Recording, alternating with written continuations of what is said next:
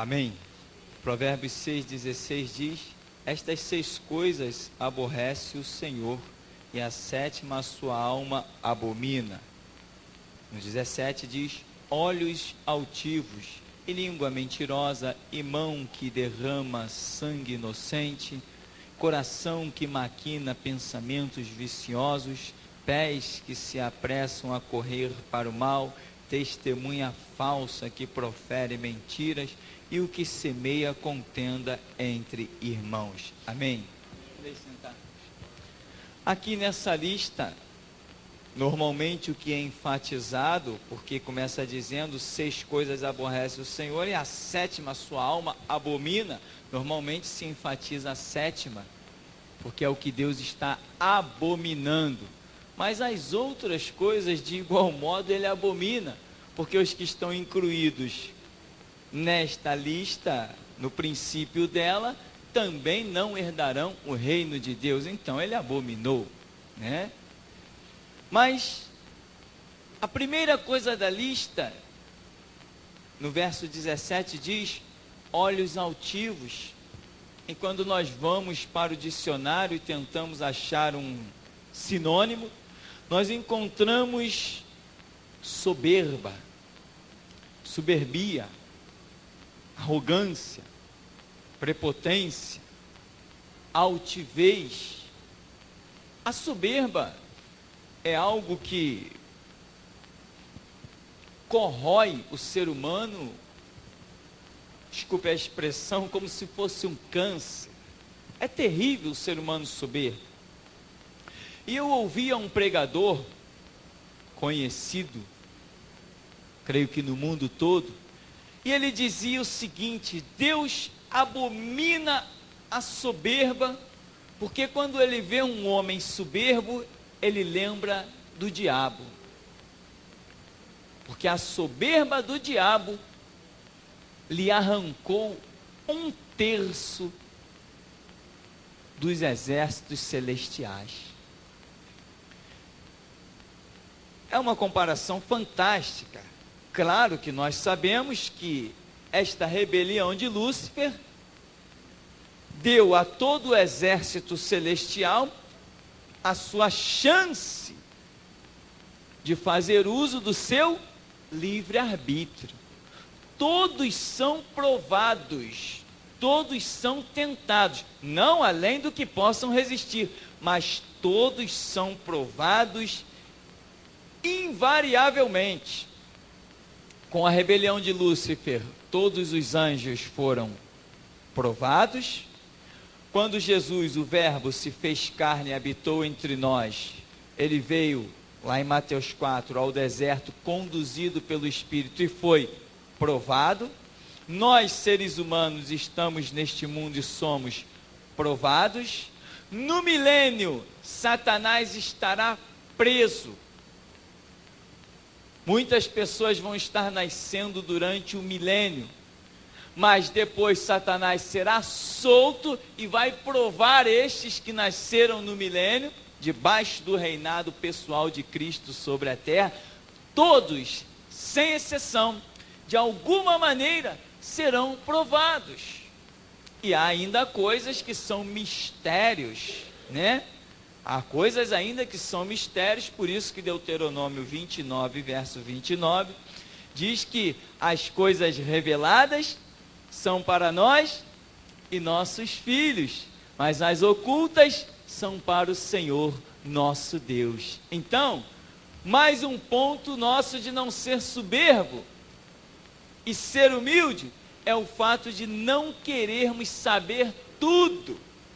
Porque a própria Bíblia já está dizendo que não vamos saber tudo. Tem coisas que são para o Senhor nosso Deus. Eu estou aqui dizendo que todos são provados. Ora, mas tem crianças que morrem com meses de nascido e que foram para o céu. Como serão provados?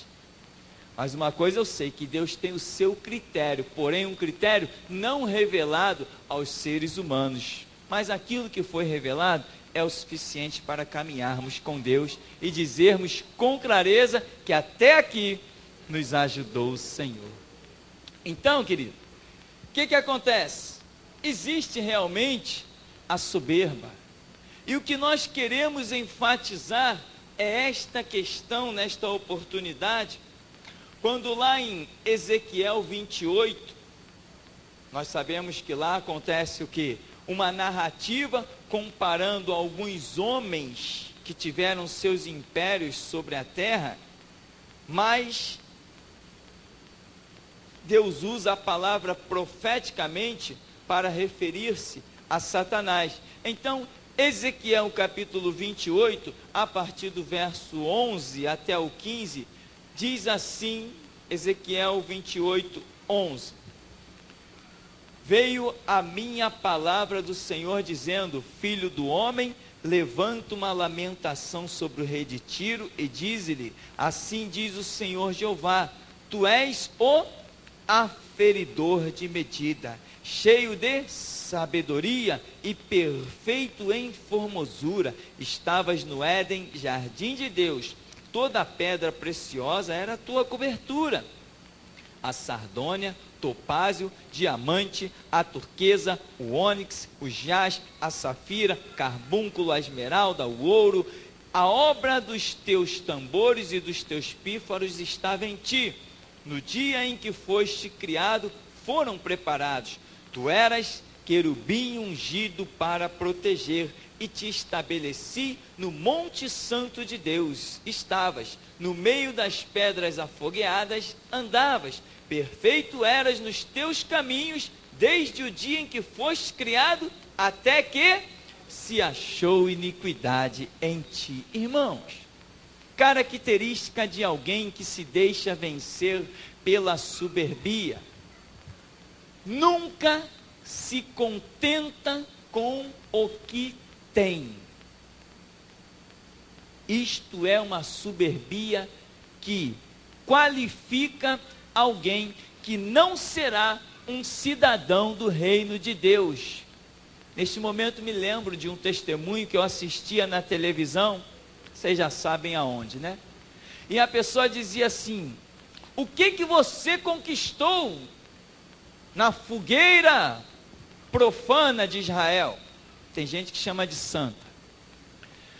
E a pessoa dizia assim: não, eu conquistei isso, aquilo, mas a pessoa contou um mundo de coisas, e depois o líder lá perguntou assim: você está satisfeito? E a pessoa disse: não, eu quero mais. Não é só eu que ouço isso, não é só eu que ouço isso. Isso passa em rede nacional. Ou seja, este espírito de nunca estar contente com aquilo que tem é uma flecha do inimigo dentro do ser humano. Precisa de libertação. Você não tem que olhar para tudo que você olha, você quer.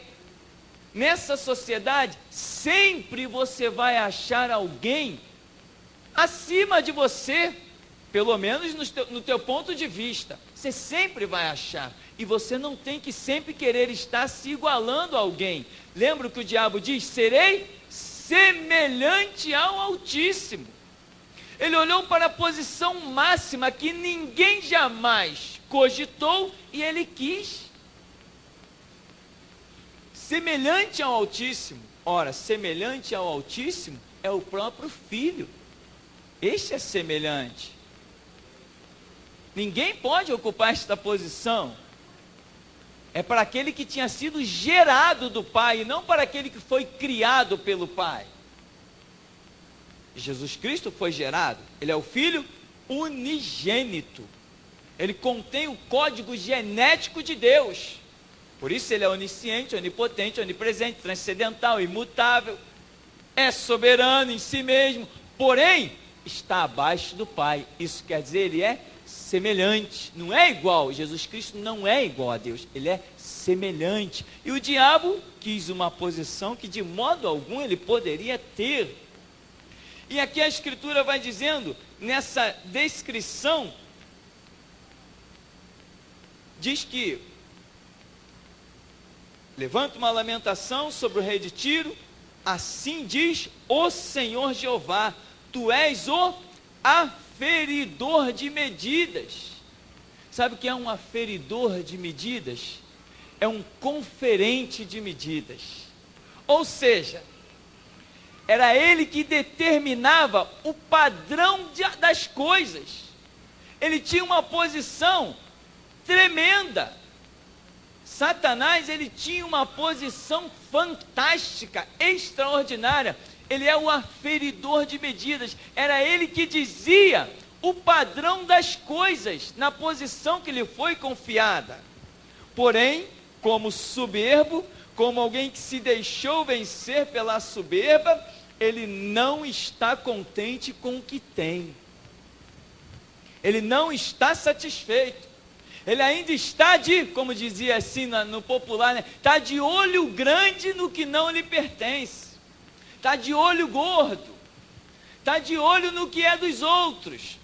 Aferidor de medidas.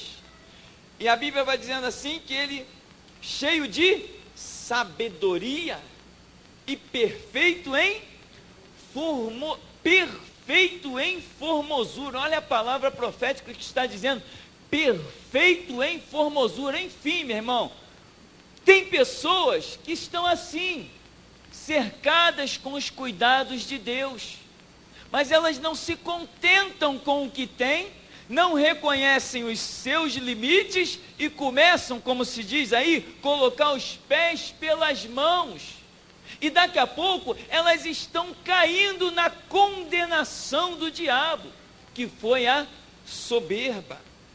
E diz que ele estava andando no meio das pedras afogueadas, e diz aqui, olha, os teus tambores e os teus pífaros estavam em ti. Ora, tambores e pífaros são instrumentos musicais, e ele é um aferidor de medida, significa que era ele que tinha o padrão da música. Você tem ideia do que é a música? A música é a sintonia direta com a adoração ao Todo-Poderoso. A posição desse querubim era tremenda. Era ele que determinava o louvor, como ia chegar a Deus. Ele é um aferidor de medidas. E ele era um ministro do louvor. Que posição tremenda. Que posição inigualável. Pois este é um perigo. Este é um perigo. Salomão escreve dizendo assim, olha, é terrível quando o servo vira senhor. Salomão escreve isso. Irmão, você está pronto para herdar as bênçãos de Deus?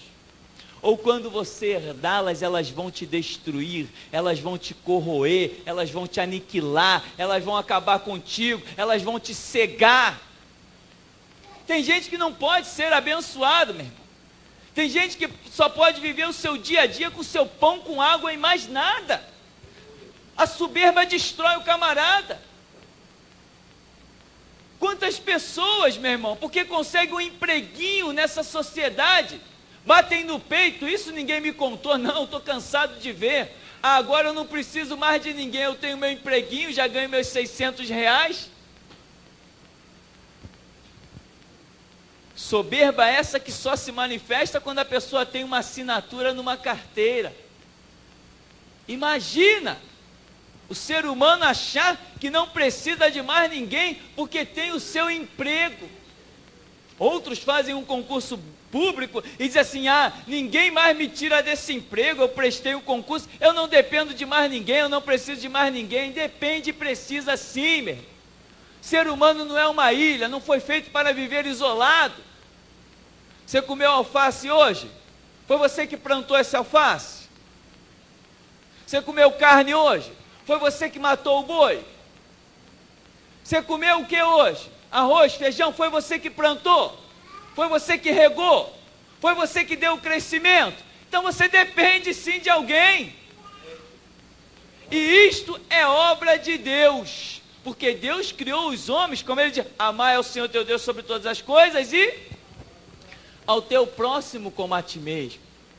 Não pense que você não depende de ninguém, né? Isso se viu muito num determinado tempo que passou aí na nossa sociedade, em que os militares batiam no peito. Militar era um camarada que você olhava para o cara, era o poço de orgulho ambulante. Militar estava por cima, né? Na verdade nunca deixou de estar dentro de certos pontos de vista, Mas o camarada era militar, ele parecia que ele era o presidente da república, porque tudo lhe favorecia. Puxar uma carteira de militar era o tal. Não, não, negativo. Não é puxar uma carteira que te faz o tal, é levantar mãos santas para o alto que te faz o tal. É isso que te faz o tal. Quando você pode chegar diante de Deus e dizer assim: Deus, que é fogo consumidor, julga-me segundo a sinceridade do meu coração. Isso é que é o tal. Esse é o bom. Esse é o bom. Quando Deus vem com os olhos como chama de fogo e passa por você sem te consumir. Isso que é o bom. Então, você vê que o camarada aqui, esse querubim ungido para proteger e estabelecido no Monte Santo de Deus, no meio das pedras afogueadas, perfeito nos teus caminhos, desde o dia que foi criado até que se achou iniquidade em ti. Meu irmão, você hoje é perfeitinho, você é uma maravilha. Sabe até quando? Até o dia que se achar iniquidade em ti. Se você conseguir caminhar todos os dias da sua vida, que é uma prova neste mundo, e todo dia pela manhã Jesus vinha até você colocar o prumo e te aprovar, você está bem. Mas o dia que ele te disser assim: olha, pesado foste na balança e foste achado em falta, aí já era, meu irmão. Não vai interessar que você andou no meio das pedras afogueadas. Não vai interessar que você foi o aferidor de medidas. Não vai interessar que você tinha tambores e pífaros. Não vai interessar que você cantava no coral. Não vai interessar que quando você pegava o microfone para louvar, não sabia se a igreja tinha subido ou se o céu tinha descido, que os anjos passeavam. Não vai interessar nada disso o dia que Deus olhar e achar iniquidade em você. Não vai ter nada sentido. Se a soberba te corroer, tudo aquilo que Deus tinha dito: bendito serás no campo, bendito serás na cidade, bendito ao entrar, bendito ao sair, vai guerrear contra os inimigos, vai vencer. Todas essas bênçãos, elas vão virar ao avesso. E a enfermidade que Ele prometeu que ia curar em você, Ele mesmo vai mandar para te destruir. A soberba entrou no coração de Lúcifer e acabou com ele. Outro ponto está em Ezequiel também, capítulo 28, a partir do verso 1. Olha só: veio a minha palavra do Senhor dizendo: filho do homem, disse ao príncipe de Tiro, assim diz o Senhor Jeová, visto como se eleva o teu coração e dizes: eu sou Deus, e sobre a cadeira de Deus me assento, no meio dos mares, sendo tu homem e não Deus, estimas o teu coração como se for o coração de Deus. Eis que mais sábio és que Daniel, não há segredo algum que se possa esconder de ti. Até aí, presta atenção. Nos versos 1 e 2, o que ele está dizendo? Eu sou Deus. Imagina, é o extremo da soberba de qualquer ser, de qualquer criatura, querer ser Deus. O que nós definimos de Deus hoje não é nada. Só pelo conceito de que Deus é Pai da eternidade, já frustra todas as nossas perspectivas. Porque nós não conseguimos definir a eternidade. A eternidade é algo que não tem princípio e não tem fim. Se nós não conseguirmos esquadrinhar a eternidade, que dirá o Pai da eternidade, aquele que a criou. E aqui uma criatura de Deus está dizendo o quê? Eu sou Deus. Sabe uma característica de alguém que deixa a soberbia invadir o seu ser? Ele quer estar sempre em destaque. Ele quer estar sempre como o centro das atenções. Ele quer estar sempre acima de todos. Ele quer ser o sol. Ele quer ser o centro do universo. Quer ver? Está escrito aqui. Ele diz: eu sou Deus, sobre a cadeira de Deus me assento, o quê? No meio dos mares. Ele quer estar no meio dos mares. Os mares não simbolizam multidões. Ele quer estar no meio, ele quer ser o centro de todas as atenções. Ele quer estar no meio dos mares. É característica do soberbo. Os humildes estão nos cantos. Os soberbos estão sempre aparecendo, sempre se exaltando, sempre se colocando acima das estrelas do céu. Estão sempre buscando o centro das atenções.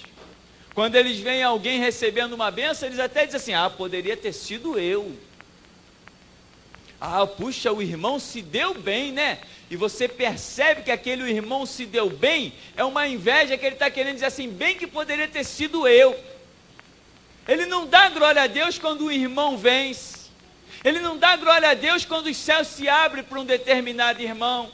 Ele acha que todas as bênçãos têm que ser dele. Ele é o centro das atenções. Ele é o tal. Ele é o melhor. Ele é o mais bonito. Ele é o magnífico. Ele é o todo-poderoso. São características terríveis que nós achamos no que aconteceu com Satanás. Mas 1 Timóteo, capítulo 3, no verso 6, uma situação também interessante, nós vamos encontrar na narrativa de Paulo. Paulo aí escrevendo para Timóteo, um obreiro que ele deixa num dos trabalhos por onde ele passou.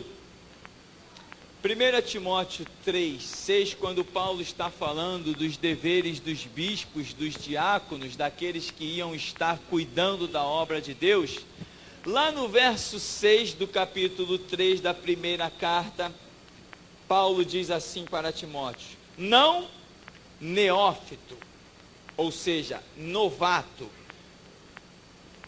para que, ensoberbecendo-se, não caia onde? Na condenação do diabo. Irmãos, e como tem gente morta nessa mesma condenação que foi sobre o diabo? A soberba. A soberba. O camarada mal chega na igreja, ele já quer destaque. Ele já quer ser o tal. Ele já acha que pode pregar igual o pastor prega.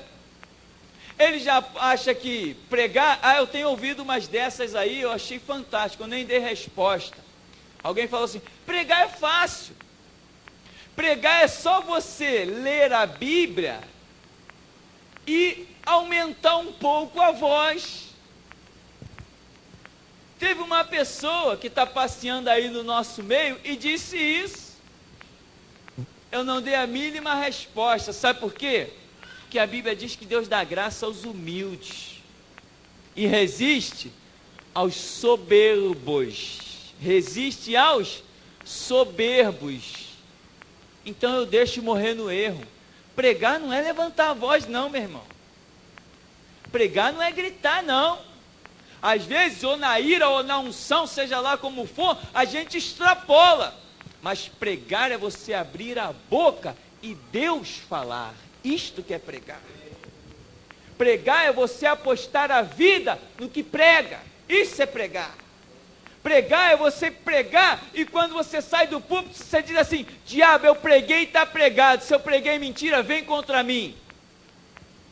Pregar é você colocar a vida diante do diabo e diante de Deus e dizer: julga-me segundo a sinceridade do meu coração.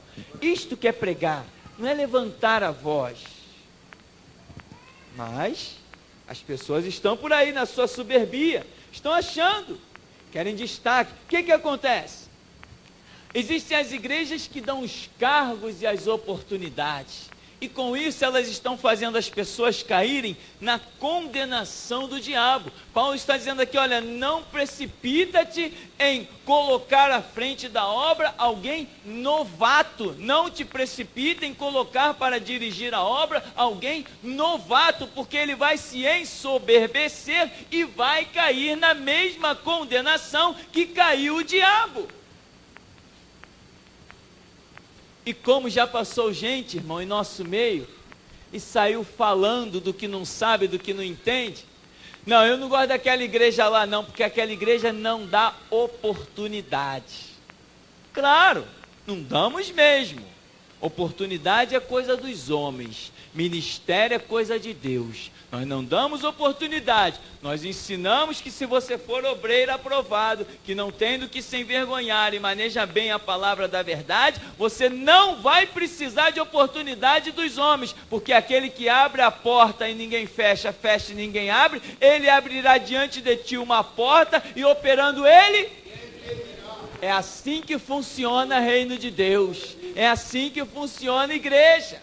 Mas as pessoas não querem nem esquentar o banco, já vem viciada de outras igrejas, senta em nosso meio, já começa a folhear a Bíblia, achando que vai chegar, pegar o microfone e falar o quê? Não é assim que funciona, não. O diabo está aí esperando as grandes oportunidades, o diabo está passeando, o diabo está pregando pela boca de um monte de novato aí nos púlpitos, pessoas que nem foram libertas, nem foram curadas dos seus traumas, estão há 3, 4, 5, 6 meses dentro da igreja, já estão pregando, aí depois são feridos, como o caso que nós conhecemos, depois que são feridos no espírito, atrás dos púlpitos, aí volta para fumar maconha e cheirar cocaína. Não é o que conhecemos? Não é o que temos visto? Por quê? Porque era novato. Para você, meu irmão, chegar a algum lugar no reino de Deus, a sua caminhada é árdua. As lágrimas vão ficar no meio do caminho. Pode ter certeza que vão. Você vai ter que chutar muita pedra no meio da estrada. Você acha que Deus levantaria um homem para orientar vidas? Se para ele uma alma vale mais do que o mundo todo, ele levantaria um homem para dirigir vidas, um homem sem que ele não tenha trabalhado poderosamente na vida desse homem? Ou você acha que Deus faria sua obra relaxadamente, se a própria Escritura já está dizendo, ai daquele que faz a obra do Senhor relaxadamente?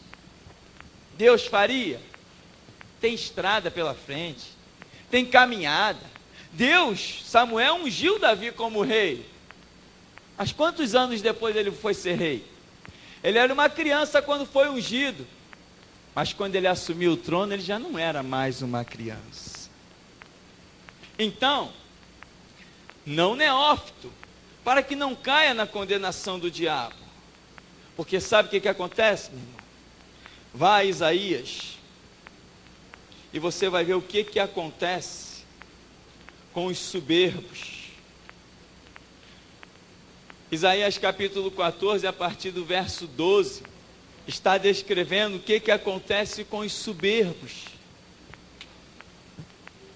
Diz assim: como caíste do céu, ó estrela da manhã, filha da alva, como foste lançado por terra, tu que debilitavas as nações, e tu dizias no teu coração, eu subirei ao céu, e acima das estrelas de Deus, exaltarei o meu trono, e no monte da congregação, me assentarei da banda dos lados do norte, subirei acima das mais altas nuvens, e serei semelhante ao Altíssimo, e contudo, levado serás ao inferno, ao mais profundo do abismo. Os que te virem te contemplarão, considerar-te-ão e dirão, é este o varão que fazia estremecer a terra e que fazia tremer os reinos, que punha o mundo como um deserto e assolava as suas cidades, que a seus cativos não deixavam ir soltos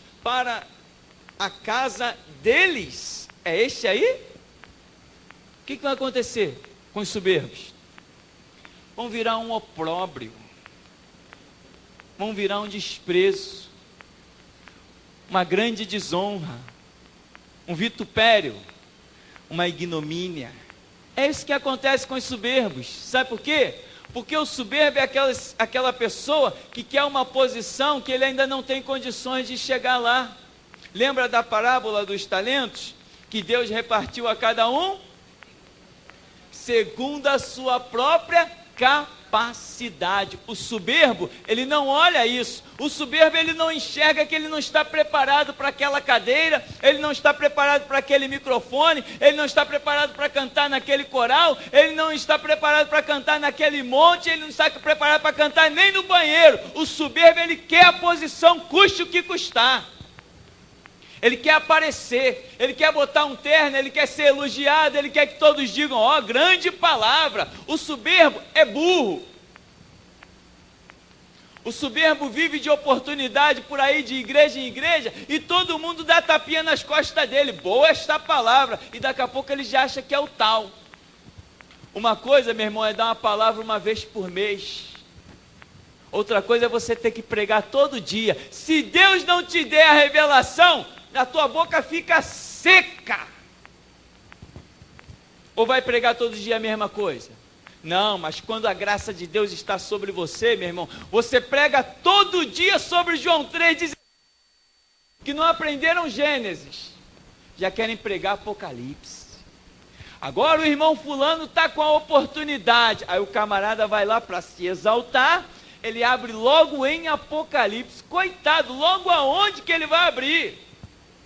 Se tem homens aí, 40 anos no ministério, que tem medo de Apocalipse, imagina um neófito, soberbo. Aí ele quer se exaltar. E ele quer depois ainda para lá nos fundos da igreja, como o caso que a gente vê. E aí, irmão, foi boa a palavra que eu dei? Misericórdia.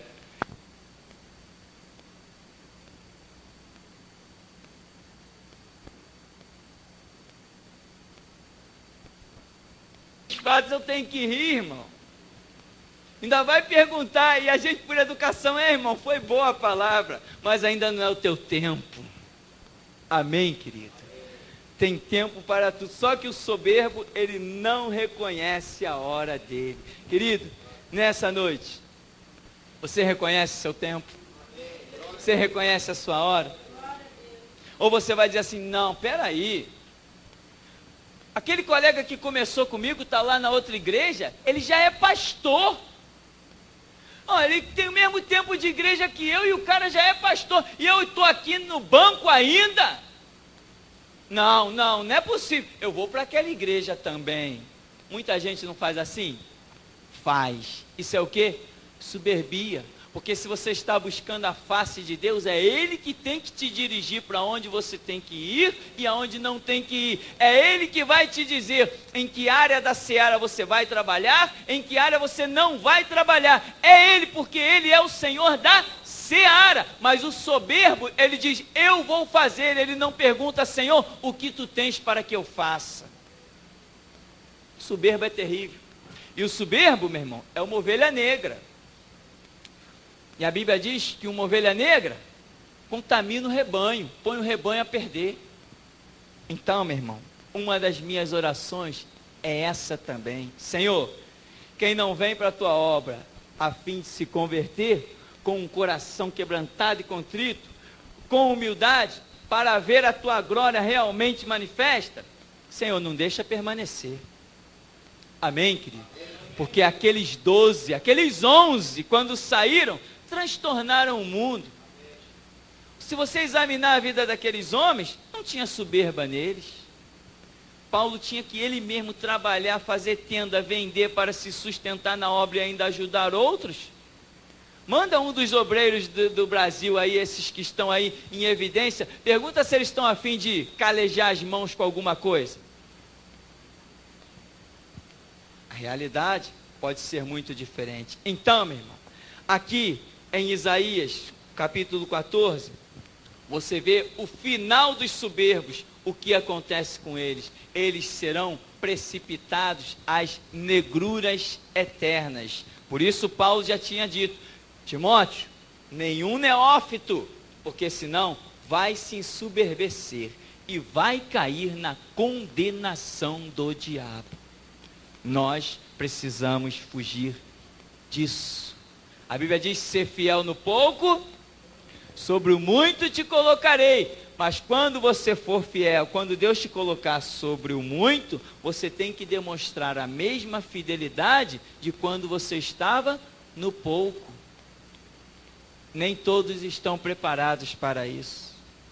Quantos homens de Deus nós conhecemos que eram pobres, em igrejinhas, começando em terrenos baldios, na casa de um irmão?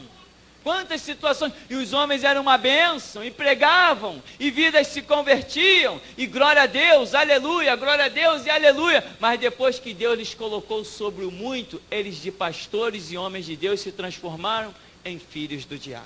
Por isso, querido, cuidado com a soberba, porque se você está sendo fiel no pouco, Deus vai honrar a palavra dele e vai te colocar sobre o muito, mesmo sabendo que você vai ser uma bomba que vai se autodestruir. Ele vai honrar a palavra dele. É você que tem que tomar a decisão. O perigo, o pecado jaz à porta. Cumpre a cada um de nós dominá-lo. Foi isso que Deus disse para Caim, e se disse para ele, disse para nós também. Amém. O Senhor nos abençoe em nome de Jesus.